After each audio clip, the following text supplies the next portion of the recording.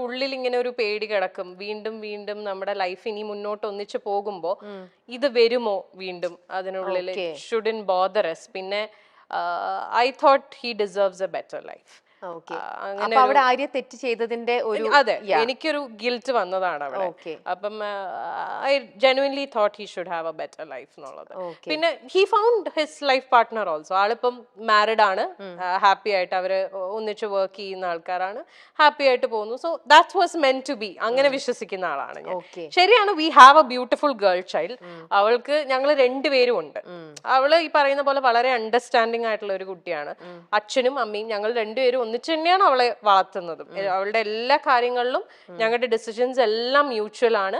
And equally ആള് വരുമ്പോ, I mean whenever he wants to be with her, she goes to him. അല്ലാത്തപ്പം ഞാൻ take care ചെയ്യണു, അങ്ങനെ ഒരു ഡിഫറൻഷിയേറ്റ്, അങ്ങനെ ഒരു പ്രശ്നമേ അവിടെ വരുന്നില്ല.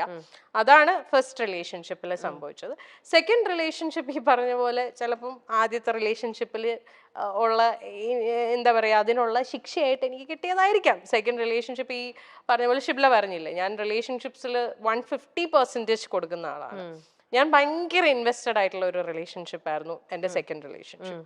എനിക്ക് അയാളെ genuinely from the bottom of my heart എനിക്ക് ഭയങ്കര ഇഷ്ടമായിരുന്നു. I knew he was not the perfect person and all.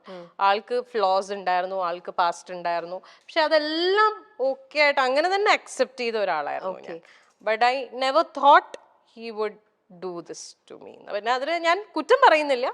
May be ആൾക്ക് നമുക്ക് ഫസ്റ്റത്തെ ഒരു അടി പോലെ നമുക്ക് അത് കിട്ടി, അങ്ങനെ ഞാൻ വിശ്വസിക്കുന്നു. അങ്ങനെ ആയിക്കോട്ടെ, നമ്മൾ അങ്ങനെ ഒന്ന് ചെയ്തുകൊണ്ട് നമുക്ക് മറ്റുള്ളവരെ ബ്ലെയിം ചെയ്യാനും പറ്റില്ല. ഞാൻ ബ്ലെയിം ചെയ്യുന്നില്ല. എനിക്ക് ആകപ്പാട് ആളുടെ അടുത്ത് ദേഷ്യം തോന്നിയ ഒരു കാര്യം എന്ന് പറഞ്ഞാൽ അക്സെപ്റ്റ് ചെയ്തില്ല. ലൈക്ക് വേറെ ഒരു ആളോടൊരു ഇഷ്ടം തോന്നി, അല്ലെങ്കിൽ ആ റിലേഷൻഷിപ്പിലേക്ക് പോയി എന്നുള്ളത് അത് ഓപ്പൺലി എന്നോട് പറഞ്ഞിരുന്നെങ്കിൽ നമ്മൾ സ്റ്റെപ്പ് ബാക്ക് ചെയ്യും. We would never force someone. നമുക്ക് ഒരാളെ ഫോഴ്സ് ചെയ്യാൻ പറ്റില്ലല്ലോ നമ്മുടെ കൂടെ നിൽക്കൂ എന്നുള്ളത്. അത് ഓപ്പൺ ആയിട്ട് പറഞ്ഞിരുന്നെങ്കിൽ കുറച്ചും കൂടി നേരത്തെ, കുറച്ചും കൂടി ബെറ്റർ ആയിട്ട് എനിക്ക് ഇതൊന്ന് കം ഔട്ട് ചെയ്യാൻ പറ്റിയേനെ with the help of my people. പക്ഷെ അത് സംഭവിച്ചില്ല. അപ്പോൾ ഇത്രയും ട്രൂ ഫ്രണ്ട്സിനെ പോലെ തന്നെ ചില ഫ്രണ്ട്സ് അപ്പൊ ആര്യനെ ചീറ്റ് ചെയ്തിട്ടും ഉണ്ടാവണം. യെസ്, അല്ലേ? ഉണ്ട്. അതുകൊണ്ടാണല്ലോ ഇങ്ങനെ ഒന്ന് സംഭവിച്ചത്. അല്ലേ? അതും ശരിക്കും ഭയങ്കര പെയിൻഫുൾ ആയിട്ടുള്ള, ഇറ്റ് ഈസ് വെരി പെയിൻഫുൾ. ആരും ഒരിക്കലും എക്സ്പെക്ട് ചെയ്തിട്ടുണ്ടാവില്ല ഈ ഒരു സാധനം ആ ഒരു പർട്ടിക്കുലർ പേഴ്സണിൽ നിന്ന് വരും. എക്സാക്ട്ലി, അതാണ് എനിക്ക് ട്രോമയായി പോയത്. അതിപ്പോ മേ ബി ഞാൻ അറിയാത്ത ഒരാളായിരുന്നെങ്കിൽ എനിക്ക് ചിലപ്പം ഇത്രയും ബുദ്ധിമുട്ടുണ്ടാവില്ല.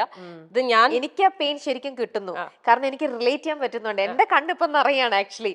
കാരണം ആ ഒരു വേദന ഒരു ലേഡി എന്നുള്ള രീതിയിൽ എന്റെ കണ്ണ് നിറയണം.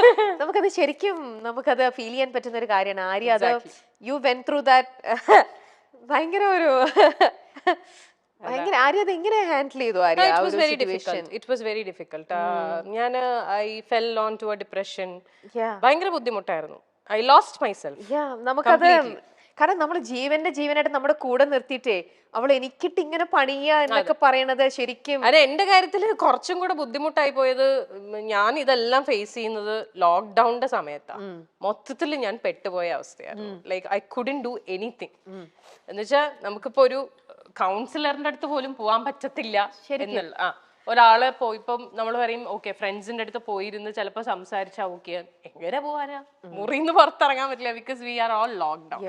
ആകപ്പാടെ ഈ കമ്മ്യൂണിക്കേഷനേ ഉള്ളൂ. പക്ഷെ എത്രയൊക്കെ നമ്മൾ ഫോണിൽ കമ്മ്യൂണിക്കേറ്റ് ചെയ്താലും ഒരു ഫേസ് ടു ഫേസ് നമ്മൾ ഇപ്പൊ ഇങ്ങനെ ഇരുന്നൊരു ബ്രേക്ക് ഡൗൺ ചെയ്ത് പോയാൽ ചിലപ്പോൾ ഇതങ്ങ് പോവും. അതും ഫോണിൽ നമ്മൾ സംസാരിക്കുന്നതൊക്കെ തമ്മിൽ there's a lot of difference. അപ്പം ആ ഒരു സാധനവും എനിക്ക് കിട്ടിയില്ല. അപ്പൊ ഞാൻ മുഴുവനായിട്ട് ഞാൻ അതിൽ എന്താ പറയാ ഡ്രൗൺ ആയി പോയി. പിന്നെ ആര്യനെ ഹെൽപ്പ് ചെയ്തത് ഞാൻ തന്നെയാണ്. ഇപ്പൊ എന്ത് പറയാൻ വന്നു? പക്ഷേ ഈ പറഞ്ഞ പോലെ ഒരു പോയിന്റിൽ നമ്മൾ റിയലൈസ് ചെയ്യും. എന്നെ ഈ പറഞ്ഞ പോലെ പുഷ് ചെയ്യാൻ അഫ്കോഴ്സ് എന്റെ ഫ്രണ്ട്സ് ഉണ്ടായിരുന്നു. ഒരു പോയിന്റ് എത്തിയപ്പോൾ അവരെല്ലാവരും റിയലൈസ് ചെയ്തു ദാറ്റ്സ് ഞാൻ മുങ്ങിക്കൊണ്ടിരിക്കുകയാണെന്നുള്ളത്. അപ്പൊ അവരെല്ലാവരും അവരുടെ എല്ലാ സൈഡിൽ നിന്നും മാക്സിമം പറ്റുന്ന രീതിയിലൊക്കെ എന്നെ സപ്പോർട്ട് ചെയ്തു. പിന്നെ എന്നെ ഏറ്റവും കൂടുതൽ എന്നെ ഇതിലേക്ക് തിരിച്ചു കൊണ്ടുവന്നത് ഇസ് മൈ ഡോട്ടർ. അവളൊന്നും ചെയ്തിട്ടല്ല, പക്ഷെ അവളുടെ പ്രസൻസ് ഇൻ മൈ ലൈഫ് അത് മതിയല്ലോ. നമ്മൾ ജീവിക്കുന്ന മക്കൾക്ക് വേണ്ടിയിട്ടാണ്. നമ്മുടെ ഐ മീൻ എന്നെ സംബന്ധിച്ചിടത്തോളം ഷീസ് മൈ എവറിഥിങ്. ഞാനിപ്പോ ജീവിക്കുന്നതും ഇപ്പൊ കഷ്ടപ്പെടുന്നതും ഒക്കെ അവളുടെ ഫ്യൂച്ചർ സെക്യൂർ ആക്കുക, അവളെ ഹാപ്പി ആയിട്ട് വെക്കുക. ശരിക്കും റിലേറ്റ് ചെയ്യാൻ പറ്റുന്നുണ്ട്, ആ ഫീല് കറക്റ്റ് ആയിട്ട് കിട്ടുന്നുണ്ട് ശരിക്കും.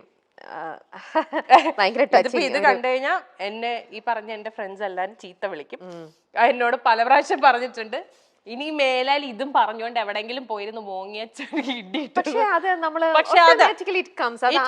കാരണം നിങ്ങളുടെ കൂടെ ഒരു രീതിയിലും പിക്ചറിലുള്ള ഒരാളായിരുന്നില്ല ഞാനൊരു പുറത്തുനിന്നുള്ള ഒരു ലേഡി എന്നുള്ള രീതിയിൽ ഇന്നിപ്പോ ആര്യനെ ഇത്രത്തോളം ഇൻ ആൻഡ് ഔട്ട് മനസ്സിലാക്കിയതിൽ നിന്നും എനിക്ക് ഇത്രത്തോളം ഹേർട്ട് ചെയ്യണം എന്നുണ്ടെങ്കിൽ, എന്റെ കണ്ണുകൾ നിറഞ്ഞു ഇങ്ങനെ ഒഴുകണം എന്നുണ്ടെങ്കിൽ ആ ഒരു അത് അവർക്ക്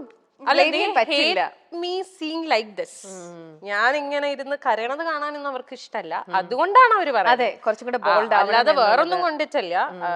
അവര് പറയണത് എന്തിനാ ഇങ്ങനെ പോയിരുന്നു ഇനി കരയില്ലേ എന്ന് പറയും. അത് അവരുടെ പോയിന്റ് ഓഫ് വ്യൂല് വളരെ അവർക്ക് അങ്ങനെ പറഞ്ഞ ഈ ഞാൻ മറ്റേ ഇമോഷണൽ ആയതുകൊണ്ട് ഇത് ട്രിഗറായി വരും. കഴിഞ്ഞു, ദാറ്റ്സ് ഓവർ. പക്ഷെ എന്നാലും അത് ആര്യ എത്ര ടൈം എടുത്തിട്ടുണ്ടോ അതിന്ന് റിക്കവർ ചെയ്ത് ഇങ്ങനെ വരാനായിട്ട്? സെൽഫ് തന്നെയാണ് അത് കംപ്ലീറ്റ് വർക്ക് ചെയ്തത്. പിന്നെ ഞാൻ എന്താ ചെയ്ത വെച്ചാല്, ഞാൻ I wanted to distract my mind completely. അങ്ങനെ ഞാൻ ഫുൾ എന്റെ കോൺസെൻട്രേഷൻ എന്റെ ബ്രാൻഡിലിട്ടു. കാഞ്ചീപുരത്തില് ഒന്നും നോക്കിയില്ല, ബ്രാൻഡ് മാക്സിമം വർക്ക് ചെയ്ത് എനിക്ക് തോന്നുന്നു ആ ഒരു സമയത്താണ് ഞാൻ ആ ബ്രാൻഡിനെ ഒന്ന് ശരിക്കും പൊക്കിയെടുത്ത് കൊണ്ടുവന്നത്. പിന്നെ അതില് എനിക്കൊരു സാറ്റിസ്ഫാക്ഷൻ, നമുക്ക് അതിലൊരു അഡിക്ഷൻ വരുമല്ലോ. Okay, when we see that okay something is working out good for us, പിന്നെ നമ്മൾ അതിലേക്കാവും ഫുള്ള്. വേറെ ഒന്നിലേക്കും നമുക്ക് പോവാനുള്ള ഒരു മൈൻഡ് വരില്ല. അപ്പൊ നമ്മുടെ കംപ്ലീറ്റ് ഫോക്കസ് ബിക്കോസ് അതിൽ നിന്ന് എനിക്ക് വേണ്ടതെല്ലാം കിട്ടുന്നുണ്ട്.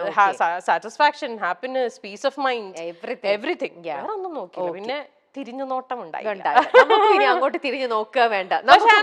ഞാൻ എപ്പോഴും പറയുന്ന ഒരു കാര്യമാണ്, I'm still very thankful to that person for one thing.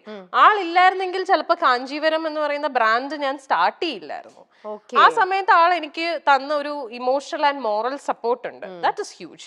കാരണം അതിന് ഞാൻ I will be for ever grateful. ഒരു നിമിത്തം അതെ, ചിലപ്പോൾ അതിന് വേണ്ടിയിട്ടായിരിക്കും അദ്ദേഹം ലൈഫിൽ വന്നിട്ടുണ്ടാവും. അത് വന്നു, ഇതിങ്ങനെ ആയി, അതങ്ങ് പോയി, നമ്മൾ കുറച്ച് കാര്യങ്ങൾ അതോടെ പഠിച്ചു. ആ ഒരു അതിൽ പഠിച്ചത് കൊണ്ട് നമ്മൾ ഇപ്പഴ കാഞ്ചീപുരം കുറച്ചും കൂടെ എന്നുള്ള രീതിയിൽ ബോൾഡ് ആവുന്നു. അത്രേ ഉള്ളൂ. ലൈഫിന്റെ എല്ലാ ഓരോ കാര്യങ്ങളും നമുക്ക് ഓരോരോ എക്സ്പീരിയൻസ് മാത്രമേ ഉള്ളൂ. ഓക്കെ, നമുക്കിനി അടുത്ത വേറൊരു ഓഡിയോയിലേക്ക് പോകാം. നമുക്ക് ഈ മൂഡിൽ നിന്നും മാറണം. നമ്മൾ രണ്ടുപേരും മാറിയേ പറ്റൂ. ആര്യ തന്നെ നേരത്തെ ഒരു ഇന്റർവ്യൂവിന് കൊടുത്ത ഒരു ഓഡിയോ ബൈറ്റ് ആണ്, അതൊന്നും നമുക്ക് കേൾക്കാം. ശരി, this type of relationship ghosted അല്ലേ? അപ്പൊ അത് നമ്മൾക്കൊരു ഹോപ്പ് തന്നുകൊണ്ടിരിക്കും. പക്ഷെ നമ്മളിൽ പലരും റിയലൈസ് ചെയ്യില്ല, ഞാനടക്കം റിയലൈസ് ചെയ്തിട്ടില്ല. അതായത് നമുക്ക് എപ്പോഴും ഒരു സൈഡിൽ അവരൊരു ഹോപ്പ് തന്നുകൊണ്ടിരിക്കും, ഉണ്ട്, ഓക്കെ വരും, ടൈം എടുക്കുകയാണ് എന്നൊക്കെ പറയും. പക്ഷെ actually they won't come back. അവര് വരില്ല. What they are trying to do is നമ്മളായിട്ട് സ്റ്റോപ്പ് ചെയ്യണം. അവരായിട്ട് പറയും, ആ ബ്ലെയിം നമ്മൾ എടുക്കണം. ഓക്കെ, ഞാനിത് നിർത്തുകയാണ് എന്ന് നമ്മൾ പറയണം. അതിനു വേണ്ടിയിട്ട് ഇവർ മാക്സിമം നമ്മളെ പ്രഷറൈസ് ചെയ്യും. അതാണ് ശരിക്കും ഗോസ്റ്റഡ് റിലേഷൻഷിപ്സിൽ സംഭവിക്കുന്നത്. ദേ ghost you basically.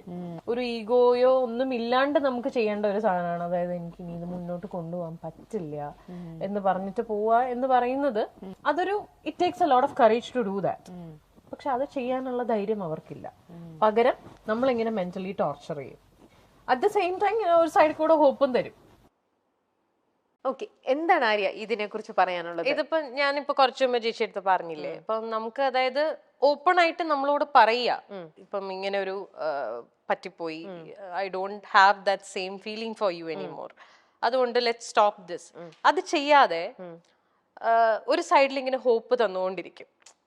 But at the same time ഇല്ല, that person is not with us. അത് നമുക്ക് അറിയാം. അതായത് വേർഡ്സ് വേറെയാ പറയണത്, ആക്ഷൻസ് വേറെയാണ്. അതായത് 24/7 നമ്മുടെ കൂടെ ഉണ്ടായിരുന്ന ഒരാള് ഓൾ ഓഫ് എ സഡൻ നമ്മുടെ കൂടെ ഫിസിക്കലി ഇല്ല. വിളിച്ചാൽ ഫോൺ എടുക്കില്ല, മെസ്സേജിന് റിപ്ലൈ ചെയ്യില്ല, പുറത്തു പോവാൻ വിളിച്ചാൽ വരില്ല, മീറ്റ് ചെയ്യാം എന്ന് പറഞ്ഞാൽ സമയമില്ല, മേക്കിംഗ് എക്സ്ക്യൂസസ്. അങ്ങനത്തെ ഒരു ലിറ്ററലി നമ്മളെ അവോയ്ഡ് ചെയ്യണം. അതാണ് ആക്ഷൻസ്.